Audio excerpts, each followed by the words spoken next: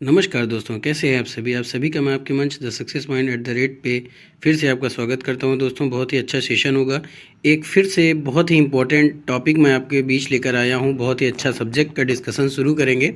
इसका नाम है भारत का भूगोल, और भारत के भूगोल का जो सामान्य परिचय है, आज उसका डिस्कशन हम लोग करेंगे। दोस्तों, उम्मीद करता हूँ कि आप सब अच्छे होंगे, मेहनत कर रहे होंगे, पढ़ रहे होंगे। इसी तरह से पढ़ते रहिए, मेहनत करते रहिए। मेरी ईश्वर से प्रार्थना है कि आप सबका सिलेक्शन हो। दोस्तों, इस वीडियो को ज़्यादा से ज़्यादा लोगों तक शेयर करें। वीडियो आपको कैसी लगती है कमेंट में ज़रूर बताएं। लाइक ज़रूर करें, चैनल को सब्सक्राइब करें, बेल आइकन ऑन करें ताकि नोटिफिकेशन मिलती रहे।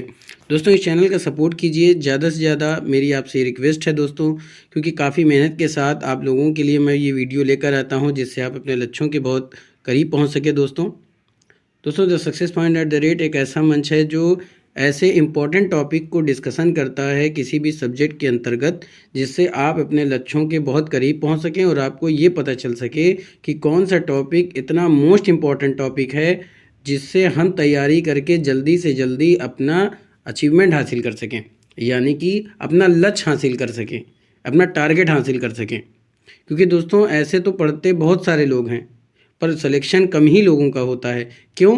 क्योंकि जो सिलेक्शन पाते हैं, जो टॉप करते हैं, जो टॉप रैंक में आते हैं, या फिर जो क्वालिफाई करते हैं दोस्तों, वो सेलेक्टेड टॉपिक पढ़ते हैं। सेलेक्टेड टॉपिक पढ़ने से ये होता है दोस्तों कि आपका कंसंट्रेट काफ़ी और खाली उसी टॉपिक पे होता है जिससे आपका लक्ष्य निर्धारित हो सके दोस्तों, और आपका लक्ष्य आपको जल्दी हासिल हो सके। इसलिए दोस्तों, आपको एक पर्टिकुलर सब्जेक्ट के अंतर्गत किसी भी सब्जेक्ट को अगर पढ़ना है तो उसमें जो इम्पोर्टेंट टॉपिक हैं उसको पढ़ने की कोशिश करिए, जिससे आप अपने लक्ष्य को पा सकें। चलिए शुरू करते हैं। तो भारत के भूगोल के अंतर्गत आज देखेंगे सामान्य परिचय। भारत देश पृथ्वी पर उत्तरी गोलार्ध में स्थित है, यानी जो भारत की स्थिति है वो क्या है, उत्तरी गोलार्ध में स्थित है, तथा देशांतर रेखाओं के आधार पर देखा जाए तो पूर्वी गोलार्ध में स्थित है। या हम ये कह सकते हैं कि जो भारत की स्थिति है वो उत्तरी पूर्वी गोलार्ध में स्थित है। अगर पृथ्वी पर देखें तो उत्तरी गोलार्ध में स्थित है, और देशांतर रेखाओं के आधार पर देखें तो पूर्वी गोलार्ध में स्थित है। इसलिए यह भी कहा जाता है कि भारत उत्तरी पूर्वी गोलार्ध में स्थित है। देखिए, भी बता गई दोस्तों, यानी कि भारत उत्तरी अक्षांश और पूर्वी देशांतर में स्थित है। बात समझ में आई? चलिए आगे चलते हैं। भारत उत्तरी गोलार्ध में 8 डिग्री 4 मिनट से 37 डिग्री 6 मिनट उत्तरी अक्षांश तक विस्तृत है, यानी फैला हुआ है। यानी भारत जो है वो प्यारे दोस्तों उत्तरी गोलार्ध में 8 डिग्री 4 मिनट से 37 डिग्री 6 मिनट उत्तर तक विस्तृत है। बात समझ में आ रही? उत्तरी अक्षांश तक विस्तृत है। लेकिन अगर अंडमान निकोबार द्वीप को शामिल करके संपूर्ण भूमि को देखा जाए तो भारत का जो अक्षांशीय विस्तार है वो क्या है, 6 डिग्री 4 मिनट से लेकर 37 डिग्री 6 मिनट के बीच स्थित है। अगर हम अंडमान निकोबार द्वीप समूह को भी शामिल कर लेते हैं तो भारत का जो अक्षांशीय विस्तार है प्यारे दोस्तों वो क्या हो जाएगा, 6 डिग्री 4 मिनट से लेकर 37 डिग्री 6 मिनट हो जाएगा। भारत का देशांतर विस्तार की बात करें तो ये 68 डिग्री से 6 मिनट से यानी 68 डिग्री 6 मिनट से लेकर 97 डिग्री 25 डिग्री 97 डिग्री 25 मिनट पूर्वी देशांतर के बीच स्थित है। देखिए, पहले तो हमने अक्षांश जाना कि वो 8 डिग्री 4 मिनट से लेकर 37 डिग्री 6 मिनट उत्तरी अक्षांश तक फैला है, और अगर हम देशांतर की बात करते हैं तो ये 68 डिग्री 6 मिनट से लेकर 97 डिग्री 25 मिनट पूर्वी देशांतर के बीच में स्थित है। बात समझिए दोस्तों, आगे इंपॉर्टेंट क्या है कि भारत का जो क्षेत्रफल है वो 32,86,263 वर्ग किलोमीटर है। भारत का क्षेत्रफल विश्व के क्षेत्रफल का 2.42% है। आगे इंपॉर्टेंट लाइन क्या, आगे इंपॉर्टेंट तथ्य दोस्तों, क्षेत्रफल की दृष्टिकोण से भारत विश्व में 7वें पर आता है। भारत से पहले 6 देशों का क्षेत्रफल भारत से ज़्यादा है। बात समझ आई? क्षेत्रफल की दृष्टि से भारत का जो क्षेत्रफल है वो विश्व में 7वें स्थान पर है। भारत का स्थान जो है क्षेत्रफल में 7वें स्थान पर है, और उससे पहले 6 देश हैं। आइए देखते हैं वो 6 देश कौन से हैं। तो पहले रूस है प्यारे दोस्तों, दूसरे पे कनाडा है, तीसरे पे चीन है, चौथे पे अमेरिका है, पांचवे ब्राज़ील है और छठे पे ऑस्ट्रेलिया है। याद रखिए दोस्तों, ये क्रम पूछा जा सकता है आपके एमसीक्यू क्वेश्चन में कि कौन सा क्रम है। तो रूस, कनाडा, चीन, अमेरिका, ब्राज़ील, ऑस्ट्रेलिया और सातवें पे भारत। आपको यह भी याद रखना होगा कि भारत के बाद जो 8वें स्थान पर वो अर्जेंटीना है। दोस्तों आजकल ये प्रश्न पूछा जाता है कि भारत के बाद 8वें स्थान पर क्षेत्रफल की दृष्टि से किसका स्थान है, तो वो हो जाएगा अर्जेंटीना। बस समझ में आई। चलिए आगे चलते हैं। अब देखते हैं भारत की जनसंख्या के बारे में। पहले दोस्तों आज का जो डिस्कशन है वो भारत से संबंधित कुछ उसके परिचय के बारे में आज हम जान रहे हैं। बाकी धीरे धीरे हम लोग उसका डिस्कशन करेंगे। तो भारत की जनसंख्या के बारे में बात करते हैं दोस्तों। तो भारत दूसरी सबसे बड़ी जनसंख्या का देश है। भारत में संपूर्ण विश्व की लगभग 17.5% जनसंख्या निवास करती है। दोस्तों ये बढ़ चुका है, 17.7 हो गया लगभग, ये मान के चलें। ध्यान रहे कि यह आंकड़ा 2011 की जनगणना का है और अभी संयुक्त राष्ट्र की नवीनतम रिपोर्ट का अनुसार विश्व में सर्वाधिक जनसंख्या भारत में है। बात समझ में आई। ये जो आंकड़े तैयार किए जाते हैं वो किसके द्वारा तैयार किए जाते हैं? संयुक्त राष्ट्र की नवीनतम रिपोर्ट यानी संयुक्त राष्ट्र के द्वारा तैयार की जाती है और विश्व में सर्वाधिक जनसंख्या भारत की है जो कि 2000 की जनगणना के आधार पर है। आइए आगे चलते हैं। अब क्या है दोस्तों, जनसंख्या के आधार पर शीर्ष बड़े देश कौन से हैं? तो पहले स्थान पर है दोस्तों भारत है, दूसरे स्थान पर चीन है, तीसरे स्थान पर अमेरिका है, चौथे पे इंडोनेशिया, पांचवें ब्राज़ील है। बस समझ आई दोस्तों। अब आप कहेंगे कि पीछे हमने पढ़ाया कि जो भारत का जो जनसंख्या के आधार पर जो बताया जा रहा है वो दूसरे पर। दोस्तों अगर बात की जाए 2011 की जनगणना के आधार पर तो भारत की जनसंख्या विश्व में पहली है। बात समझ में आई। विश्व में 2011 की जनगणना की बात करें तो 17.7 की बात है प्यारे दोस्तों। 17.7% उसमें क्या है, जनसंख्या भारत की है। ठीक है, बात समझ में आई। अगर पूरे विश्व की बात करते हैं कि भारत में पूरे विश्व की जनसंख्या का 17.7% लोग निवास करते हैं, याद रखिएगा दोस्तों। तो जनसंख्या के आधार पर सबसे बड़े देश कौन से? पहले भारत है, फिर चीन है, फिर अमेरिका है, फिर इंडोनेशिया, फिर ब्राज़ील। अब देखते हैं भारत के विस्तार के बारे में। तो भारत का विस्तार क्या है दोस्तों? मानचित्र में अगर हम देखते हैं तो सीधी रेखा की जाए, सूची जाए, ठीक है, अगर सीधी रेखा खींची जाए, देखिए इसमें गलत टाइप हो गया है कि मानचित्र में अगर सीधी रेखा खींची जाए तो भारत का उत्तर से दक्षिण की लंबाई 3214 किलोमीटर है। यानी उत्तर से अगर दक्षिण खींची जाए कोई रेखा तो क्या, मान लीजिए ये माफ़ कीजिएगा पहले दोस्तों, अगर मान लीजिए एक रेखा ये है, एक रेखा ये है, ये आपका नॉर्थ हो गया, नीचे वाला साउथ हो गया, ये ईस्ट हो गया आपका और ये वेस्ट हो गया। बस समझ आई। तो अब क्या हो जाएगा आपका, तो ये जो नॉर्थ से साउथ की तरफ आएगा इसी की लंबाई कितनी है? 3214 किलोमीटर। बस समझ आई दोस्तों। चलिए आगे चलते हैं।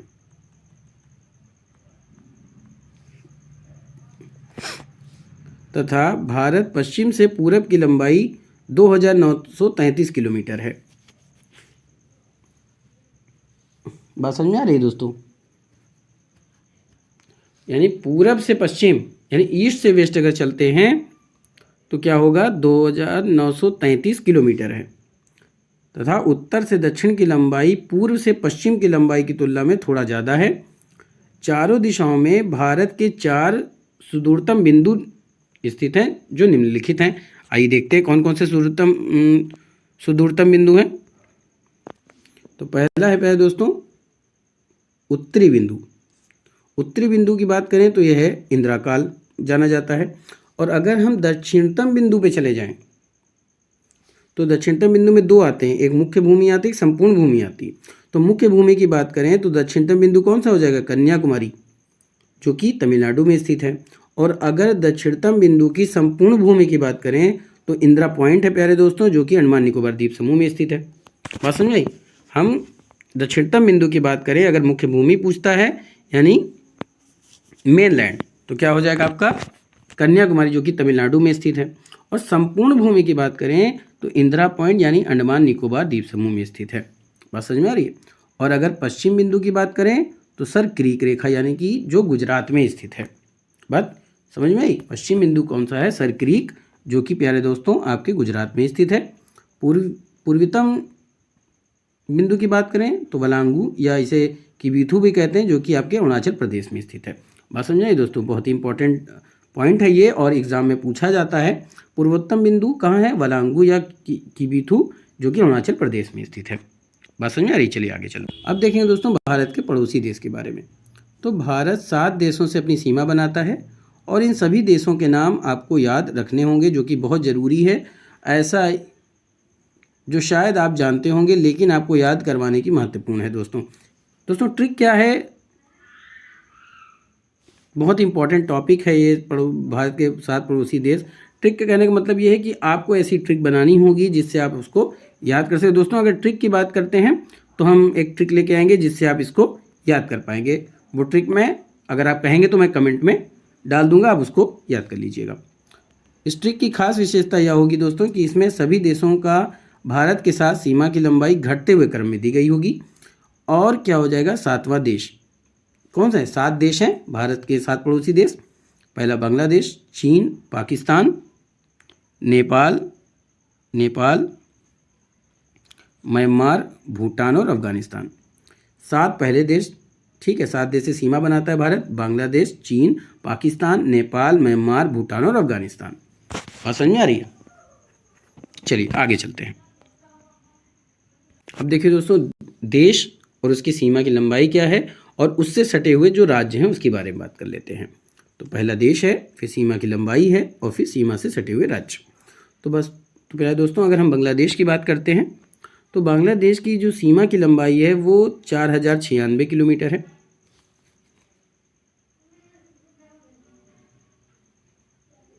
बात समझ आई? सीमा कितनी है? 4096। और इससे जो सटे हुए राज्य में कौन सा है? असम है, जो कि 2 बार सीमा, यानी मेघालय, मिजोरम पे, त्रिपुरा और पश्चिम बंगाल। सबसे अधिक बांग्लादेश की सीमा त्रिपुरा पश्चिम बंगाल से टच करती है। अगला है चीन, जिसकी सीमा की लंबाई है 3488। बात समझ में आ रही दोस्तों?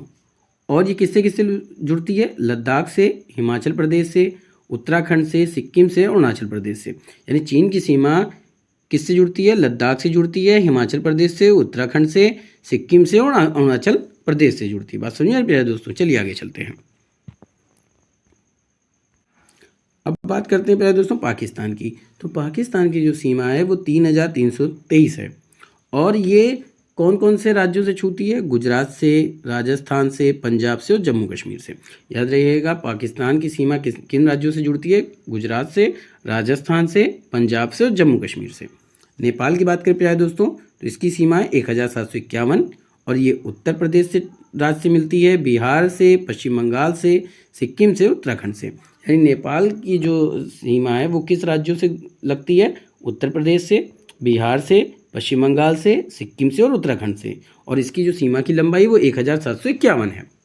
पहले दोस्तों अब म्यांमार की बात करें तो 1645, माफ़ कीजिएगा 1643। और इसकी सीमा जिन राज्यों से लगती है वो कौन सी है? अरुणाचल प्रदेश के साथ, नागालैंड के साथ, मिजोरम के साथ और मणिपुर के साथ। बात समझ में आ रही? अब भूटान की बात करते हैं तो इसकी सीमा है 699। ये असम, सिक्किम, पश्चिम बंगाल और अरुणाचल प्रदेश से टच करती है इसकी सीमा। आगे चलते हैं। अगला है दोस्तों, स्थल सीमा के अलावा भारत के कई ऐसे देश हैं जो समुद्री पड़ोसी देश हैं, जैसे पाकिस्तान, मालदीव, श्रीलंका, बांग्लादेश, म्यांमार, थाईलैंड और इंडोनेशिया। बात समझी? स्थलीय सीमा के अलावा भारत के कई ऐसे देश भी हैं जो समुद्री पड़ोसी देश माने जाते हैं, जैसे कि पाकिस्तान, मालदीव, श्रीलंका, बांग्लादेश, म्यांमार, थाईलैंड और इंडोनेशिया।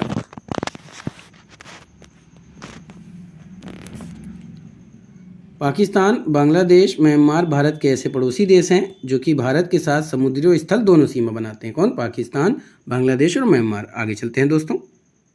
अब बात करेंगे भारत की अंतर्राष्ट्रीय सीमा। पहला है red Cliff line. Red Cliff line क्या है दोस्तों? भारत और पाकिस्तान की सीमा को रेड क्लिफ लाइन कहा जाता है। यानी भारत और पाकिस्तान के बीच जो सीमा रेखा है वो कौन सी है? रेड क्लिफ रेखा। बस में रेड क्लिफ लाइन या रेड क्लिफ रेखा। इसे 15 अगस्त 1947 को सर सीजी रेड क्लिफ द्वारा निर्धारित किया गया था। ये भी बहुत इंपॉर्टेंट पॉइंट है दोस्तों। अगला है मैकमोहन रेखा।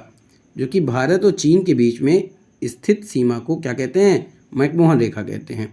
मैकमोहन रेखा का निर्धारण कब किया गया प्यारे दोस्तों? 1914 में शिमला समझौते के तहत किया गया था। ये भी एक इम्पोर्टेंट पॉइंट हो सकता है। ये इम्पोर्टेंट पॉइंट है प्यारे दोस्तों। आगे चलते हैं प्यारे दोस्तों। डुरंड रेखा की बात करें तो डुरंड रेखा भारत और अफगानिस्तान के बीच में 1896 में निर्धारित की गई थी। हालांकि अभी वर्तमान में इसका अधिकतर भाग पाकिस्तान और अफगानिस्तान की सीमा के रूप में मौजूद है। किसका? डुरंड रेखा का।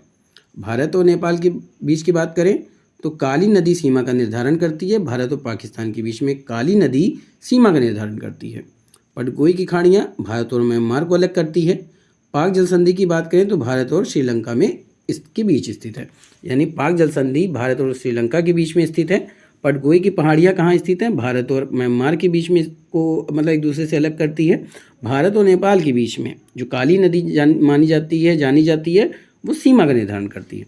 अब आगे देखते हैं भारतीय मानक समय यानी जिसको GMT कहते हैं, ग्रीनविच टाइम। आगे चलते हैं पहले दोस्तों भारतीय मानक समय की बात करें तो भारतीय मानक समय IST GMT से 5.5 घंटा आगे है। यानी भारतीय मानक समय जो GMT है वो IST से 5.5 घंटे आगे है। भारत की मानक समय रेखा 82.5 डिग्री पूर्वी रेखा है जो कि इलाहाबाद के पास में स्थित नैनी से गुजरती है। यानी 82.5 डिग्री पूर्वी रेखा जो मानी जाती है भारत की मानक समय, वो कहाँ से गुजरती है? इलाहाबाद के पास स्थित नैनी से। भारतीय मानक रेखा 5 राज्यों से होकर गुजरती है। वो 5 राज्य कौन से हैं आइए देख लेते हैं। पहला है प्यारे दोस्तों उत्तर प्रदेश, दूसरा है मध्य प्रदेश, तीसरा है छत्तीसगढ़, चौथा है प्यारे दोस्तों उड़ीसा और 5वां है आंध्र प्रदेश। अब देखते हैं कर्क रेखा के बारे में। तो प्यारे दोस्तों कर्क रेखा 23.5 डिग्री उत्तरी अक्षांश में स्थित है जो कि भारत को लगभग 2 हिस्सों में विभाजित करती है। कर्क रेखा 23.5 डिग्री उत्तरी अक्षांश में स्थित है और भारत को 2 हिस्सों में बांटती है। कर्क रेखा भारत के जिन राज्यों से होकर गुजरती है उसका नाम आपको याद रखना महत्वपूर्ण। आइए उसकी ट्रिक पहले जान लीजिए। उसका राज्य कौन सा है दोस्तों? गुजरात, राजस्थान, मध्य प्रदेश, छत्तीसगढ़, झारखंड, पश्चिम बंगाल, त्रिपुरा और मिजोरम। इसको आप याद करने के लिए दोस्तों अब याद रख सकते हैं गर्म मित्र झापड़। क्या याद कर सकते हैं? गर्म मित्र झापड़। बस समझ आई? ये इंपॉर्टेंट ट्रिक है। गर्म से गुजरात, एम से माँ जो है गा से गर्म हो जाएगा आपका, माँ से मध्य प्रदेश हो जाएगा, रा से राजस्थान हो जाएगा, मी से मिजोरम हो जाएगा प्यारे दोस्तों। बात समझ में आ रही है? त्रा से त्रिपुरा हो जाएगा आपका, झा से झारखंड हो जाएगा और पा से पश्चिम बंगाल हो जाएगा। और बात समझ में आ रही है? से पश्चिम बंगाल हो जाएगा। तो आपके ये 8 राज्य हो जाएंगे जो कि कर्क रेखा होकर गुजरती है। आगे चलते हैं। अब देखते हैं भारत के भूगोल का वर्गीकरण। दोस्तों भारत के भूगोल का अगर वर्गीकरण की बात की जाए तो भारत के भूगोल को मोटे तौर पर 4 क्षेत्रों में वर्गीकृत किया गया है। उत्तरी पर्वत, भारत गंगा का मैदान, प्रायद्वीपीय पठार, तटीय मैदान, उत्तरी पर्वत। दुनिया की सबसे ऊंची पर्वत श्रृंखला है उत्तरी पर्वत, जिसमें हिमालय और काराकोरम श्रृंखला शामिल है। हिमालय की बात करें तो भारत की उत्तरी सीमा के साथ साथ चलता है जो कि 2500 किलोमीटर से अधिक तक फैला हुआ है। आगे चलते हैं। अब बात करते हैं दोस्तों भारत का पूर्वी क्षेत्र। इस रेंज में माउंट एवरेस्ट यानी गाढ़वी राष्ट्रीय और कंचनजंगा सहित दुनिया की सबसे ऊंची चोटियां शामिल हैं। किस रेंज में? माउंट एवरेस्ट में, यानी भारत के पर्वतीय क्षेत्रों में। हिमालय न केवल वनस्पतियों और जीवों की समृद्ध विविधता का घर है बल्कि वे देश को उत्तर से आने वाली ठंडी आर्कटिक हवाओं और तूफानों से बचाने के लिए एक बाधा के रूप में भी काम करता है। कौन? हिमालय पर्वत। आगे चलते हैं दोस्तों। पहले दोस्तों अब बात करेंगे भारत का मैदानी क्षेत्र। तो सिंधु गंगा का मैदान उत्तरी भारत में स्थित है। एक विशाल जलोढ़ का मैदान है ये। यह दुनिया के सबसे उपजाऊ क्षेत्रों में से एक है। यानी भारत का जो मैदानी क्षेत्र है सिंधु गंगा, ये सबसे उपजाऊ क्षेत्र माना जाता है और इसे भारत की रोटी की टोकरी के रूप में जाना जाता है, यानी कि भारत की रोटी के डलिया के रूप में जाना जाता है। गंगा, ब्रह्मपुत्र और यमुना सहित कई नदियों के द्वारा मैदान को सिंचित किया जाता है। सिंचाई के लिए पानी प्रदान करते हैं और क्षेत्र की कृषि अर्थव्यवस्था का समर्थन करते हैं। यानी सिंचाई के लिए क्या करते हैं, पानी अवेलेबल कराते हैं, मुहैया कराते हैं, और क्षेत्र की कृषि जो है वो अर्थव्यवस्था का समर्थन करते हैं। भारत गंगा का मैदान दिल्ली, कलकत्ता और लखनऊ सहित कई भारत के सबसे अधिक आबादी वाले शहरों का घर माना जाता है। भारत गंगा का मैदान जो है वो दिल्ली, कलकत्ता, लखनऊ और भारत के कुछ सबसे अधिक आबादी वाले शहरों का घर है। आगे चलते हैं। आगे है प्यारे दोस्तों भारत का पठारी क्षेत्र।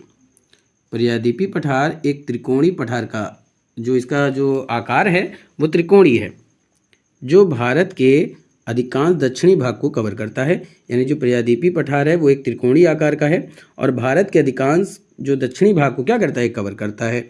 यह पूर्वी घाट, पश्चिमी घाट, सतपुड़ा पर्वत श्रृंखलाओं से घिरा है। पठार अपने समृद्ध खनिज संसाधनों के लिए जाना जाता है। ये जो प्रायद्वीपीय पठार है ये खनिज संसाधनों के लिए जाना जाता है, जिसमें लौह अयस्क, मैग्नीज और बॉक्साइट शामिल है। यह क्षेत्र कई राष्ट्रीय उद्यानों और वन्यजीव अभयारण्यों का भी घर है, जैसे कान्हा राष्ट्रीय उद्यान, बांधवगढ़ राष्ट्रीय उद्यान और पेरियार राष्ट्रीय उद्यान के लिए जाना जाता है। आगे चलते हैं। अब बात करेंगे दोस्तों भारत का तटीय क्षेत्र। तो तटीय मैदान भूमि की संकरी पट्टी है जो भारत के तट के साथ चलती है। इन्हें दो भागों में बांटा गया है, एक पूर्वी तटीय मैदान और दूसरा पश्चिमी तटीय मैदान। पूर्वी तटीय मैदान की बात करें तो बंगाल की खाड़ी के साथ साथ चलते हैं और बंगाल की खाड़ी में बहने वाली नदियों द्वारा घटित जो डेल्टा है और मुहाने की विशेषता है। बात समझ आ रही? ये जो आपकी पूर्वी तटीय मैदान है और पश्चिमी तटीय मैदान दो भागों में बांटी ये तटीय क्षेत्र बटे हुए हैं। जो पूर्वी तटीय मैदान है वो बंगाल की खाड़ी के साथ साथ चलते हैं और बंगाल की खाड़ी में बहने वाली नदियों के द्वारा क्या होते हैं, गठित जो डेल्टा है और मुहाने की विशेषता मानी जाती है। पश्चिमी तटीय मैदान अरब सागर के साथ साथ चलते हैं और अपने रेतीले समुद्र तटों और लेगुनों को ले जाने जाते हैं। यानी कि जो पश्चिमी तटीय मैदानों की विशेषता क्या है, ये रेतीले समुद्र तटों और लेगुनों के लिए जाने जाते हैं। यानी कि इनके जो समुद्र हैं वो रेतीले हैं और लेगुन यहाँ बनते हैं। बात समझ आई? आगे चलते हैं। पहले दोस्तों अब बात करते हैं भारत की जलवायु के बारे में। हालांकि अभी हम उसका सामान्य डिस्कशन कर रहे हैं, फिर इसके बाद धीरे धीरे टॉपिक को हम डिस्कशन करेंगे आगे आगे, जैसे भारत की जलवायु, भारत की वनस्पति, भारत की कृषि, कई टॉपिकों को हम अच्छे से डिस्कशन करेंगे। तो भारत में एक विशेष जलवायु है जो दक्षिण में उष्णकटिबंधीय से लेकर उत्तर में समशीतोष्ण तक है। यानी भारत की जो जलवायु है वो दक्षिण में उष्णकटिबंधीय से लेकर उत्तर में समशीतोष्ण तक है। हिमालय उत्तर से ठंडी आर्कटिक हवाओं के लिए एक बाधा के रूप में कार्य करता है, जबकि दक्षिण से मानसूनी हवाएं देश में वर्षा लाती हैं। मानसून का मौसम जून में शुरू होता है और सितंबर तक रहता है, जिससे कृषि क्षेत्रों में बहुत ज़रूरी बारिश होती है। बात समझाई? मानसून का मौसम कैसे चलता है, जून से शुरू होता है, सितंबर में ख़त्म हो जाता है, और कृषि क्षेत्रों में जो कि बारिश बहुत ज़रूरी होती है, इसलिए ऐसा होता है। आगे चलते हैं। आगे है दोस्तों भारत की वनस्पति। भारत भी वनस्पतियों और जीवों की समृद्ध विविधता का घर है। देश में कई राष्ट्रीय उद्यान हैं और वन्यजीव अभयारण्य हैं, जो जैसे बंगाल टाइगर एशियाई शेर के लिए, एक सींग वाले गैंडे और भारतीय हाथी जैसे लुप्तप्राय प्रजातियों का घर है। यानी जो बंगाल टाइगर है वो एशियाई शेर के लिए जाना जाता है, एक सींग वाले गैंडे के लिए, और भारतीय हाथी जैसी लुप्त प्रजातियों का भी ये घर माना जाता है। भारत कई पक्षी अभयारण्यों का भी एक घर है और पक्षी प्रेमियों के लिए एक लोकप्रिय गंतव्य यानी कि एक लोकप्रिय स्थान माना जाता है, जो पक्षी प्रेमी के लिए, जो पक्षी प्रेमी होते हैं उनके लिए एक लोकप्रिय स्थान है। बात समझ आ रही? तो ये था दोस्तों आज का सेशन, यहीं पे समाप्त करते हैं। उम्मीद करता हूँ कि आज का सेशन आपको पसंद आया होगा। तो ज़्यादा से ज़्यादा लोगों को इस चैनल से जोड़ने का प्रयास करें दोस्तों। बहुत ही लगन के साथ, बहुत ही मेहनत के साथ इस वीडियो को आपके लिए तैयार किया जाता है, जिससे आप ऐसे इंपॉर्टेंट टॉपिक को पढ़ सकें जिससे आपका एग्ज़ाम क्रैक हो सके और आप जल्दी से जल्दी सफलता हासिल कर सकें। तो दोस्तों फटाफट से चैनल से जुड़ जाइए, चैनल को सब्सक्राइब कर दीजिए, बेल आइकन ऑन कर दीजिए ताकि नोटिफिकेशन मिलती रहे। लाइक करना ना भूलें, शेयर ज़रूर करें दोस्तों ज़्यादा से ज़्यादा लोगों को, कमेंट जरूर करें कि वीडियो आपको कैसी लगती है। फिर मिलेंगे इसी जुनून के साथ, तब तक के लिए जय Hind, wish you all the best.